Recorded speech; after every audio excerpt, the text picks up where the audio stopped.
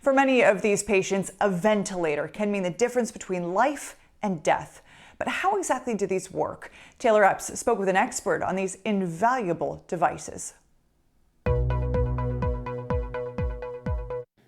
Healthcare workers are working around the clock to battle COVID-19, including Dr. Sanjay Sethi, a specialist in lungs and critical care at the UB Jacobs School of Medicine. So my efforts have really been focused on trying to bring more research in this area. Many of you have questions, and Dr. Sethi has some answers. So let's talk about ventilators. Dr. Sethi says about 15 to 20% of people who get COVID-19 go to the hospital, and only a quarter of those go to intensive care. Most of the ones in the ICU need ventilators. I would say 5% overall need a ventilator of all the people who get COVID. That's because the virus can affect your lungs and your ability to breathe. The fact that somebody needs a ventilator means that their illness is more severe. It's not so much that the ventilator makes the prognosis worse. It's the fact that the underlying disease is more severe. How long do people need this support? The mean time on a ventilator has been about 10 days. Then doctors slowly wean the patient off the ventilator until they can breathe on their own. But how many people recover? I would say there's a more than 50% chance that they'll get off. Buffalo Common Council President Darius Pridgeon has a success story in his family. He celebrated as his daughter was taken off a ventilator,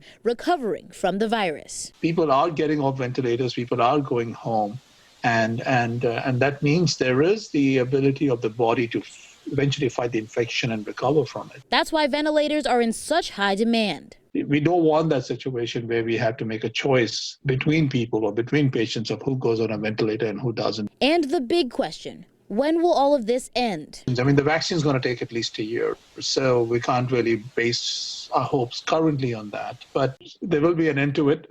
We don't know when, but we are doing the right things as a community, and we need to continue doing that. In Buffalo, Taylor Epps, 7 Eyewitness News.